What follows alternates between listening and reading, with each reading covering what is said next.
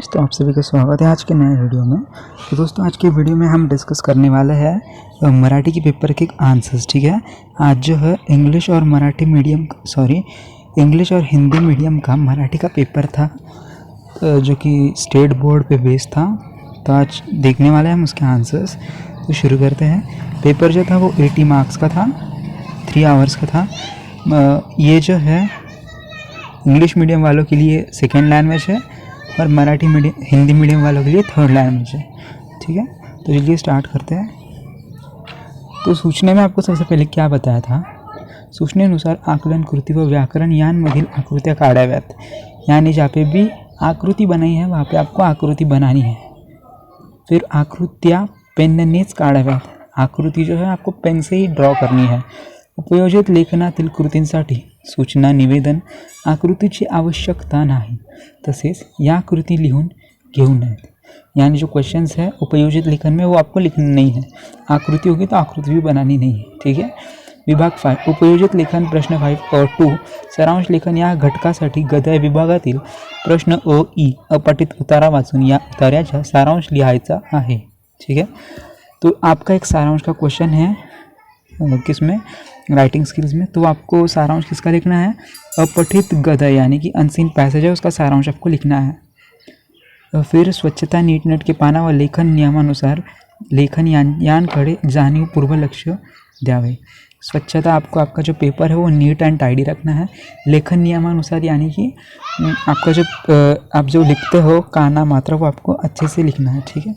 फिर स्टार्ट होता है विभाग 1। विभाग 1 में सबसे पहले जो है आपका फर्स्ट पैसेज था, उसके ऊपर बेस्ड 2 क्वेश्चंस थे, चौकटी पूर्ण करा। उतार्यात आलेल्या नदीचे नाव, यानी जो पैसेज है उसमें नदी का नाम क्या है? तो कृष्णा नदी है उसका आंसर। बाळाची आई करत असलेले उद्योग, जो बच्चे की आई है यानी बच्चे की मम्मी है वो क्या कर रही थी इस पैसेज में? माँ से पकड़ने, यानी जो है वो फिश पकड़ रही थी, माँ से पकड़ने। ये था आपका पैसेज। फिर जो था इधर आकृति थी, ये आकृति आपको पेपर में बनानी थी पेन से। कार्यक्रमात नारायण सुर्वे यांना सन्मानाने मिळणाऱ्या वस्तू, नारायण सुर्वे का सम्मान किया जाता है इस पैसेज में, तो उन्हें कौन से 2 चीज़ दिए गए हैं? तो अगर आप यहाँ पे देखोगे तो उन्हें मिला है शाल और श्रीफल। शाल देते हैं और श्रीफल मतलब नारियल होता है, वो आपको देते हैं जब भी सम्मान किया जाता है। ठीक है। फिर जो है आपका नेक्स्ट क्वेश्चन था सहमत यानी कि पर्सनल रिस्पॉन्स ये आपको आपके पर्सनल लाइफ के एग्जाम्पल के ऊपर सॉल्व करना होता है या फिर चैप्टर के ऊपर बेस्ड इसका आंसर आपको लिखना होता है। शाल व शालीनता यांचा पाठाच्या आधारे तुम्हाला कळलेला अर्थ स्पष्ट करा। शाल और शालीनता में क्या फ़र्क है, आपको पैसेज में क्या समझा है वो आपको लिखना है। ठीक है, 3 मार्क का है। फिर उतार्याच्या आधारे सूचनेनुसार कृती करा। कोणते लिहा, यानी हु एम आई, नहीं यहाँ पे एक सेंटेंस दिया है, वो कौन है वो आपको पहचानना। निरंजन सा सर्व खर्च करणारे, निरंजन का जो खर्च था वो कौन करता था? तो इसका आंसर है भडसावळे गुरुजी, जो उसके टीचर थे। निरंजनला मावशीकडे सोडून पुन्हा न परतलेला, कौन था? मामा। निरंजन का जो मामा था वो उस निरंजन को उसके मौसी के घर पे छोड़ के गया था और वापस कभी आया ही नहीं। अगर आप देखोगे तो इसका आंसर जो है फर्स्ट लाइन में ही है, मामा गेला तो पुन्हा परतला नाही। ठीक है, यही है उसका आंसर। फिर जो है आपका है का ते लिहा मतलब वाय, क्यों हुआ। निरंजन वार लावून जेवायचा, निरंजन वार लावून का जेवायचा? कारण मावशीची परिस्थिती होती ती यथातथाच होती। यथातथा यानी कि उसके मौसी की जो परिस्थिति थी वो अच्छी नहीं थी। इसका आंसर आपको कहाँ पे मिलेगा? यहाँ पे है उसका आंसर, मावशीची परिस्थिति यथातथा असल्याने निरंजन वार लावून जेवायचा। ठीक है, यहाँ पे है उसका आंसर। फिर जो सेकंड का आंसर मैंने लिखा नहीं है क्योंकि उसका आंसर थोड़ा बड़ा था। निरंजन झटून अभ्यास करायचा, कारण इसका आंसर आपको यहाँ पे मिल जाएगा। ये देखिए, गुरुजींनी त्याला सांगितलं की जोपर्यंत तुझा पहिला नंबर आहे तोपर्यंतच मी सारा खर्च करीन आणि वरही लावून देईन, नाही तर नाही।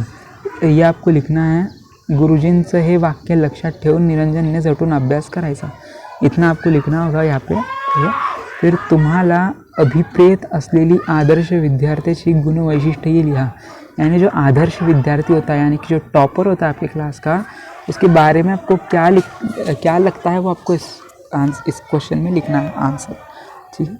फिर जो आपका थर्ड पैसेज यानी कि ये अपठित है, अनसीन पैसेज है। यहाँ पे आपको दिया है संकटाकडे पाहण्याची दृष्टी अशी असावी, कशी असावी, सोशिकपणे आणि खिलाडू वृत्तीने। इसका आंसर आपको सेकेंड लाइन में मिल जाता है, सोशिकपणे और खिलाड़ू वृत्तीने। इसका जो आंसर है वो ये है, ठीक है। फिर जो है फिर क्या है, ये क्या है, कधी थे लिया, इसका आंसर मैंने लिखा नहीं है, इसका आंसर भी आपको पैसेज में मिल जाता है, ठीक है। फिर जो आपका स्टार्ट होता है वो है पद है, सैनिकाचे औक्षण केले जाते, केव्हा केले जाते, मतलब कैसा किया जाता है औक्षण, डोळ्यांतील आसवांच्या ज्योतीने, इसका ये करेक्ट आंसर है सेकंड।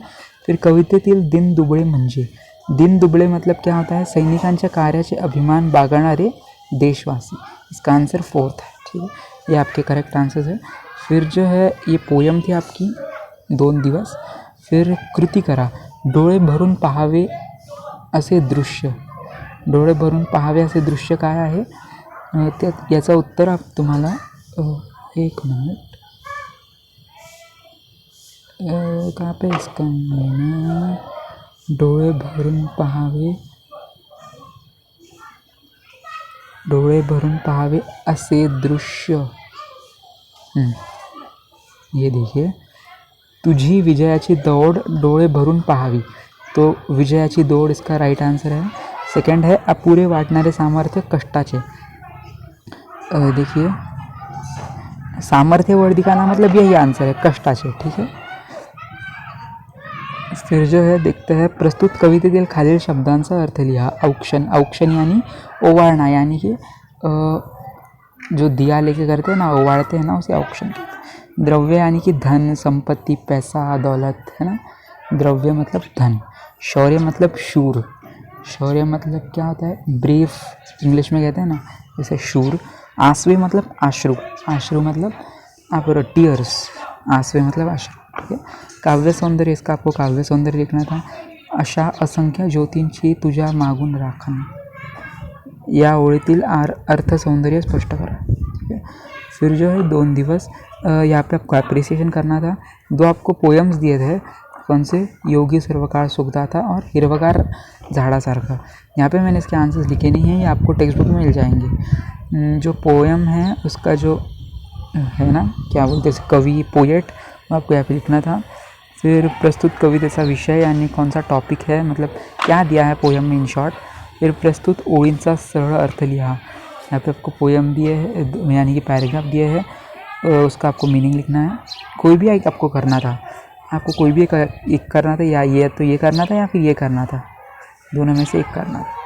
प्रस्तुत कविता आवडण्याची वा न आवडण्याची कारणे, अगर आपको कविता पसंद आई है तो क्यों पसंद आई है, अगर पसंद नहीं आई है तो क्यों पसंद नहीं आई है, वो आपको यहाँ पे लिखना है। प्रस्तुत शब्दांचा अर्थ लिहा, यहाँ पे समानार्थी शब्द लिख, किसके समानार्थी शब्द आपको लिखने हैं, यहाँ पे कुछ वर्ड्स दिए हैं, उनके आपको समानार्थी लिखने थे, ठीक है। अगर आपने सही लिखे होंगे तो आपको 2 मार्क्स मिल जाएंगे, हाफ मार्क्स था। फिर स्थूल वाचन, खालीलपैकी कोणत्याही 2 कृती सोडवा, 3 क्वेश्चन्स दिए हैं। प्रत्यक्ष अनुभवातून शिकणे हे अधिक परिणात्मक असते, तुम्हाला समजलेली जात असतं, टिक लिहा। ये जो तीनों भी क्वेश्चंस है वो तीनों भी अलग अलग चैप्टर से लिए गए हैं, आपको कोई भी 2 सॉल्व करने थे। व्याकरण घटकांवर आधारित कृति, भाषाभ्यास, भाषाभ्यास यानी कि ग्रामर जैसा ही पार्ट होता है। खालील वाक्यांचा प्रकार ओळखा, जो सेंटेंस दिया है वो किस टाइप का सेंटेंस है आपको पहचानना है। अक्षय दररोज अभ्यास करतो, ये एक विधानार्थी वाक्य है, तो आपको लिखना था विधानार्थी वाक्य।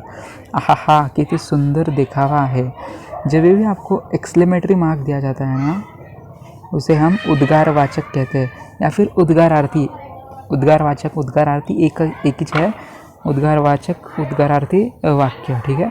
कंसातील सूचनेनुसार वाक्य रूपांतर करा, यहाँ पे एक सेंटेंस दिया है उसको आपको चेंज करना।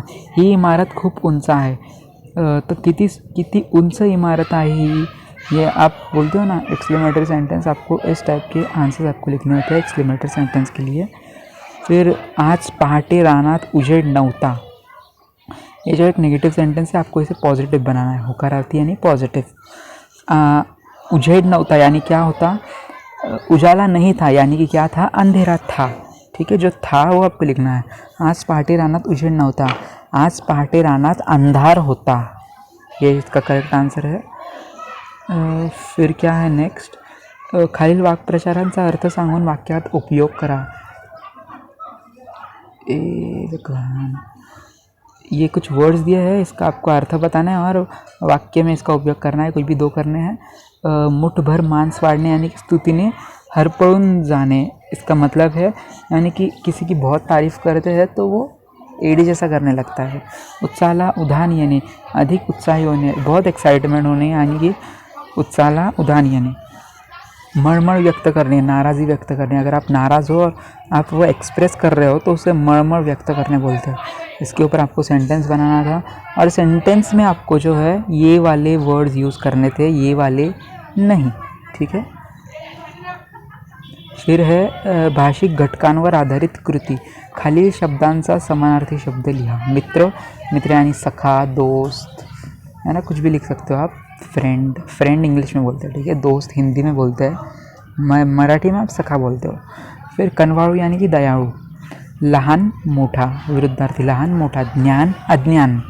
शब्दसमूहाला एक शब्द लिहा। लिहिता वाचता येणारा साक्षर और लिहिता वाचता न येणारा असाक्षर। जिसको लिखना पढ़ना आता है वो साक्षर बोलते हैं उसे। फिर है वचन बदला। ठसा, ठसे, शेंग, शेंगा। फिर क्या है नेक्स्ट, आपका जो नेक्स्ट क्वेश्चन है वो है खालील लेखन नियमानुसार लिहा। इसमें वर्ड्स आपको रॉन्ग दिए हैं तो आपको करेक्ट करके लिखना है। पहला दिवस सुरळीत गेला। दिवस यहाँ पे आप गलत लिखा है तो आपको इसे करेक्ट करके लिखना है, मैंने साइड में लिख दिया है। दिवस की जो वेलांटी है वो ये साइड से होनी चाहिए, क्या बोलते हैं, लेफ़्ट साइड से। और सुरळीत में जो सू है वो गलत लिखा है, ठीक है। फिर रात्रभराच्या वाटचालीने थकून ती विश्रांति घेत होती। रात्रभर, इधर रात्रभरच्या लिखा है तो आपको भरा करना है उसे, रात्रभराच्या, रा करना है र को। थकून में कू को आपका जो है ना गोल वो अलग है।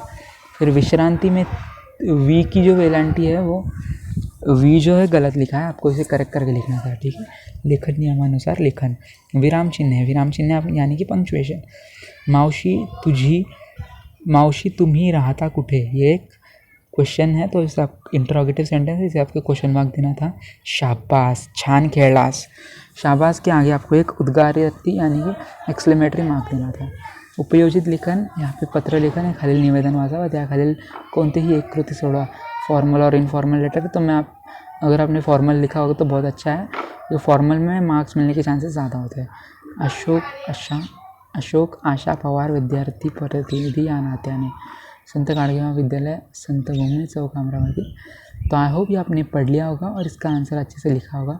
सारांश लेखन में आपको जो अपठित अध्याय है, अपठित पद्य है, उसका सारांश आपको लिखना था, यानी कि 1/3 यानी कि समरी लिखनी थी। खालील पैकी कोणत्याही 2 कृती सोडवा। इधर आपको आई थिंक 3 कृति दी है, आपको उसमें से कोई भी 2 सॉल्व करनी है। जाहिरात बना सकते हो आप।